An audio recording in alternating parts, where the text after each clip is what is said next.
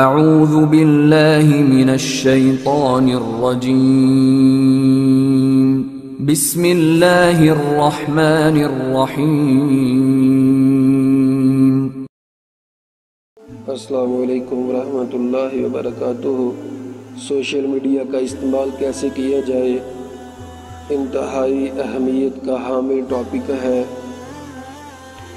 Social media کا استعمال بہت زیادہ کیا جا رہا ہے۔ اس حوالے سے ہمیں دیکھنا چاہیے کہ ہمیں کیا ترتیب رکھنی چاہیے، اس کے بارے میں کیا اصول جو ہے وہ مد نظر رکھنے چاہیے۔ عزیز سامعین، سوشل میڈیا یہ موجودہ دور کے سب سے بڑے فتنوں میں سے ایک فتنہ ہے۔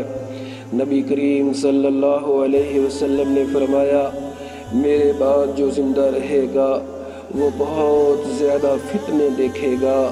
صحابہ کرام رضوان اللہ علیہم اجمعین نے عرض کی، یا رسول اللہ، ہمارے لیے پھر کیا حکم ہے، ہم فتنوں سے کیسے بچ سکتے ہیں؟ نبی کریم صلی اللہ علیہ وسلم نے فرمایا، قرآن کو مضبوطی سے پکڑ کے رکھنا، وَعَزُّ عَلَيْهَا بِالنَّوَاجِذ، اسے داڑوں کے ساتھ مضبوطی سے پکڑ کے رکھو گے تو گمراہ نہیں ہوں گے۔ نبی کریم صلی اللہ علیہ وسلم نے فرمایا، اتنے زیادہ فتنے ہوں گے قیامت کے قریب، اتنے زیادہ فتنے ہوں گے، رات کو بندہ مسلمان ہے صبح کافر ہو جائے گا، صبح مسلم ہے رات کو کافر ہو جائے گا۔ فرمایا نبی کریم صلی اللہ علیہ وسلم نے فرمایا کہ انسان کی زبان سے بعض دفعہ ایسے لفظ نکل آتے ہیں جن سے اللہ راضی ہو جاتا ہے، اور بعض دفعہ ایسے لفظ نکل آتے ہیں جن سے اللہ ناراض ہو جاتا ہے۔ آج سوشل میڈیا کو اتنا استعمال کیا جا رہا ہے، اتنا استعمال کیا جا رہا ہے، نہیں پرواہ کہ اللہ ہمیں دیکھ رہا ہے۔ یہ تو پرواہ کرتے ہیں کہ 7 لوگ بیٹھے ہیں، لیکن یہ پرواہ نہیں کرتے کہ اللہ دیکھ رہا ہے۔ عزیز سامعین، اگر ہمیں یقین ہو کہ اللہ ہمیں دیکھ رہا ہے، کبھی بھی غلط استعمال نہ کرے۔ یاد رکھیے گا، قرآن مجید میں اللہ تعالیٰ نے 34 مرتبہ اس بات پہ بحث کی ہے کہ اللہ تمہیں دیکھ رہا ہے۔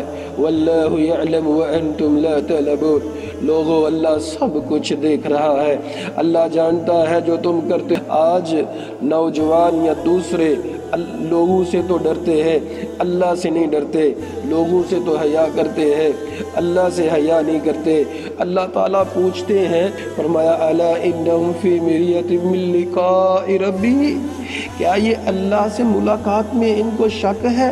کیا ان کو پتہ نہیں ہے کہ اللہ سے ملنا ہے؟ پھر اللہ تعالیٰ فرماتے ہیں کہ یہ جو مرضی کر لے اللہ تعالیٰ سے ضرور ملیں گے۔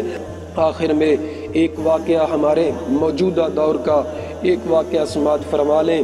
2 دوست تھے بہت قریبی، ان میں سے ایک کی وفات ہو گئی، ایکسیڈنٹ ہوا، فوت ہو گیا۔ ماں کو بڑا دکھ ہوا، تکلیف ہوئی، اسی طرح جس طرح والدین کو جوان بیٹے کی موت پہ دکھ ہوتا ہے، تکلیف ہوتی ہے۔ بچہ کو دفن کر دیا، لیکن ماں کو روزانہ ایک بہت خطرناک خواب آتی تھی۔ ماں روزانہ خواب میں دیکھتی تھی کہ میرے بیٹے کی قبر کے اوپر لوگ آتے ہیں اور پیشاب کر کے چلے جاتے ہیں۔ روزانہ اس نے جو دوست سب سے زیادہ اس کے ساتھ رہتا تھا، ماں نے اس کو بلایا، ماں نے کہا بیٹے کی وفات کا دکھ تو بڑا ہے، لیکن اس سے بڑا دکھ اس بات کا ہے، مجھے روزانہ خواب یہ آتی ہے کہ میرے بیٹے کی قبر کے اوپر روزانہ لوگ آتے ہیں، پیشاب کر کے چلے جاتے ہیں، لائن لوگوں نے بنائی ہوتی ہے اور وہ پیشاب کر کے چلے جاتے ہیں۔ بتاؤ تم اور میرا بیٹا مل کے کیا ایسے گناہ کرتے تھے جو ایسا ہو رہا ہے؟ اس نے کہا، اے ماں جی، ہم سوشل میڈیا کو بہت زیادہ استعمال کرتے تھے، اور اس میں ہم نے ویب سائٹ بنائی ہوئی تھی جس میں گندی تصویریں شیئر کرتے تھے، گانے شیئر کرتے تھے، میوزک شیئر کرتے تھے، اور اس کا خفیہ پاس ورڈ جو تھا صرف اس کو پتا تھا اور کسی کو نہیں پتا۔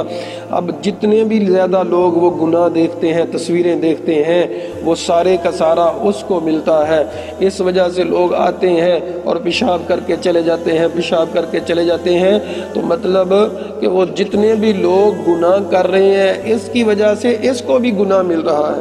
سوشل میڈیا کا استعمال ایک کلک آپ نے کرنا ہے اور ہزاروں لوگوں تک وہ تصویر یا گانا پہنچ جانا ہے۔ اکثر لوگ اسٹیٹس پہ لڑکیوں کی تصویریں لگا لیتے ہیں اور گانے لگا دیتے ہیں، میوزک لگا دیتے ہیں، جس کی وجہ سے آپ تو گناہ گار ہو گئے اور جس کی ہزاروں لوگ جو ہیں گناہ گار ہوں گے اس میں آپ کا بھی حصہ ہوگا۔ جیسے نیکی میں اگر آپ نیکی کا کسی کو کہتے ہیں تو اس میں آپ کا حصہ ہوتا ہے۔ اللہ تعالیٰ سے دعا ہے اللہ تعالیٰ ہمیں سوچنے سمجھنے کی غور و فکر کرنے کی توفیق عطا فرمائے۔